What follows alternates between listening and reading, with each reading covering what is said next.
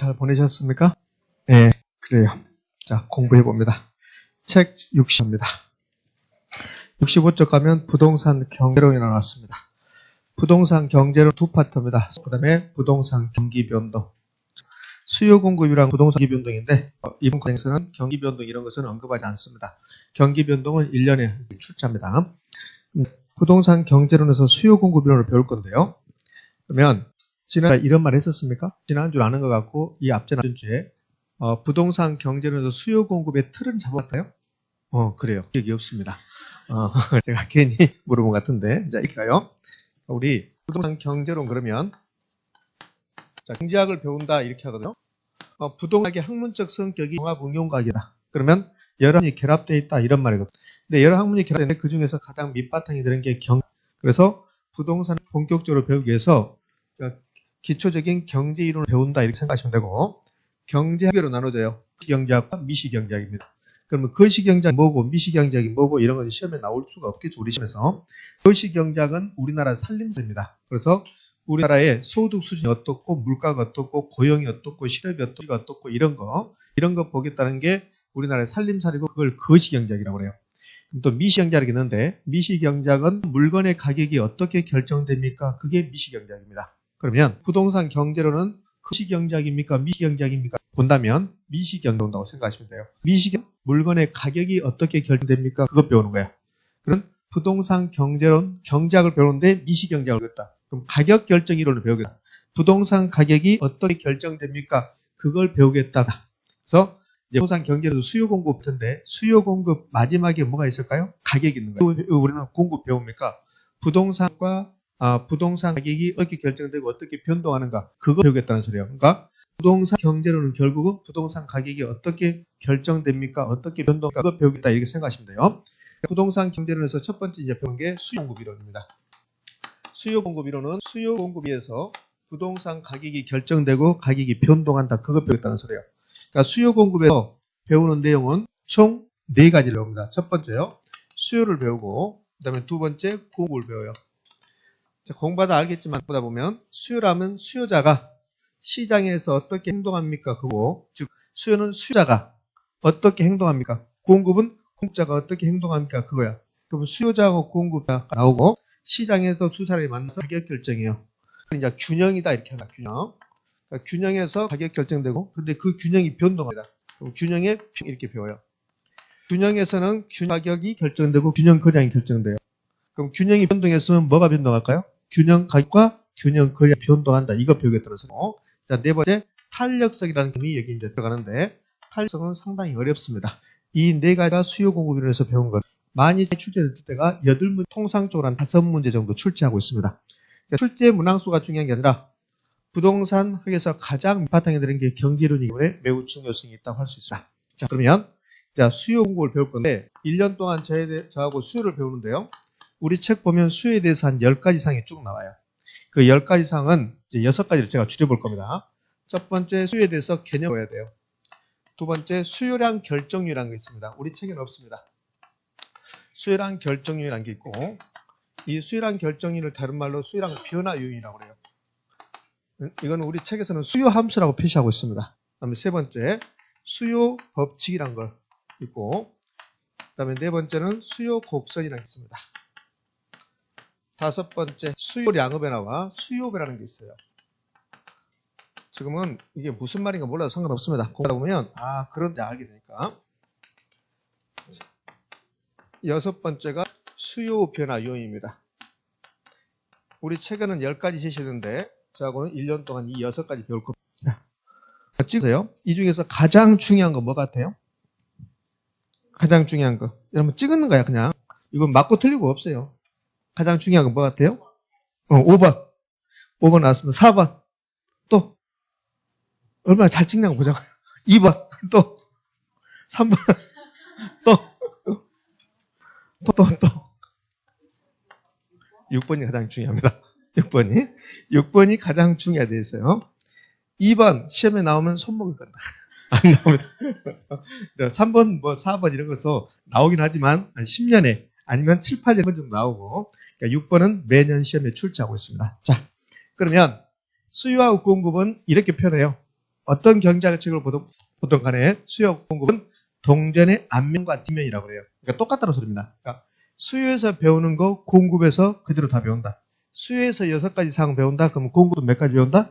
6가지 배운다. 볼까요? 공급의 개념, 공급량 결정 요인, 공급 법칙, 공급 곡선, 공급 양의 변화와 공급 변화 요인. 이렇게. 그러면 공급에서 가장 중요한 건 뭐 같아요? 그렇지. 공급의 변화 요인이 가장 중요한 겁니다. 이렇게.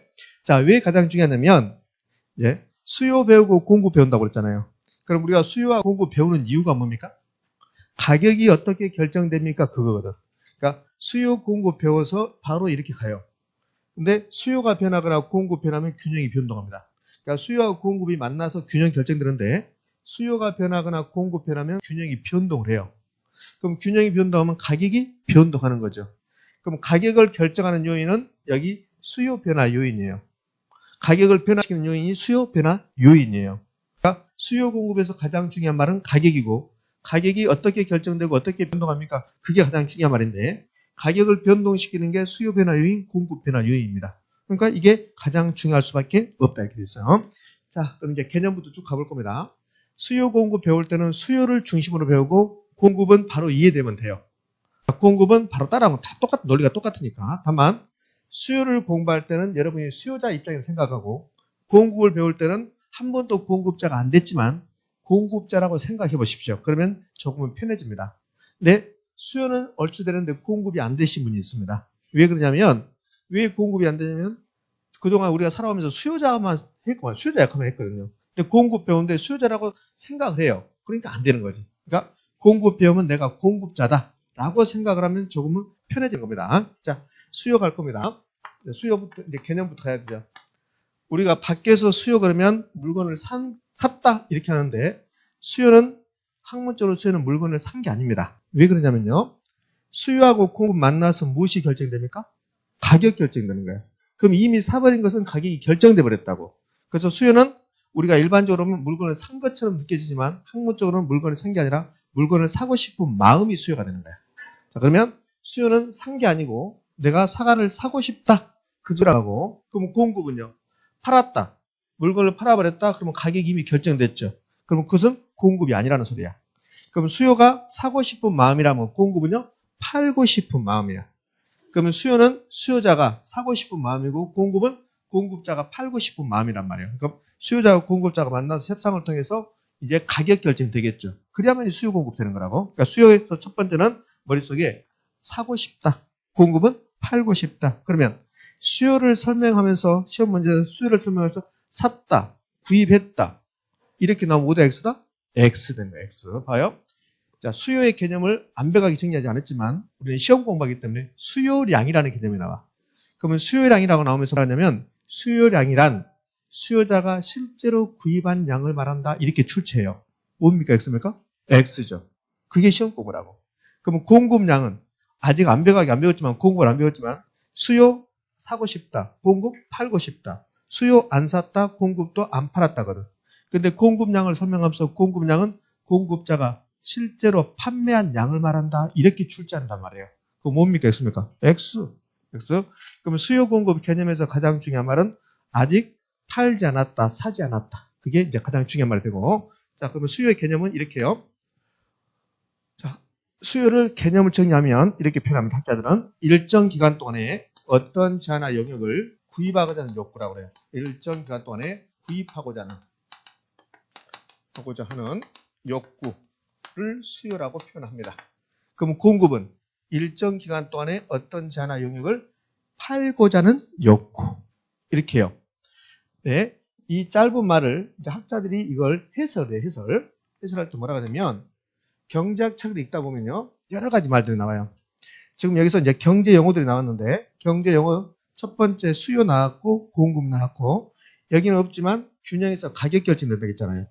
그러면 여기 경제 용어 중에서 수요란 말 나오고 공급이란 말 나오고 수요량이란 말도 나오고 공급량의 말도 나오고 가격이란 말도 나왔습니다. 이렇게 경제학에서 나오는 용어들을 또는 변수라고 변수. 변수는 변하는 숫자입니다. 가격 변동하죠. 수요량도 변동하죠. 공급량도 변동하죠. 이런 것을 변수라고 해요. 변수. 그러니까 변수가 뭐냐? 시험에 안 나오죠. 책에 이제 변수라는 표현이 있으니까 제가 이야기해 놓을 건데. 그러면 이렇게 많은 변수들은 학자들이 딱 두 개로 나눕니다. 어떻게 나누냐면 일정 기간을 명시했을 때 의미가 전달되는 거 있고 일정 시점에서 의미가 전달되는 거 있어요. 그럼 이제 수요의 개념은 일정 기간을 이렇게 명시해야만이 의미가 전달되거든요. 왜 그러냐면 어떤 사람이 저에게 너 사과 수요가 몇 개냐 그랬습니다. 그럼 내 사과 수요가 10개입니다. 이렇게 대답을 해요.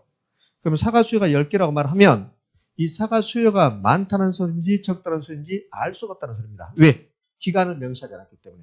그러니까 수요라는 개념은 기간을 명시해야만이 의미가 전달되는 개념이에요. 자, 너 사과 수요가 몇 개야? 10개야. 10개? 하루 동안에? 그러면 사과 수요가 엄청 많다는 소리입니다. 근데 기간을 명시하지 않았으니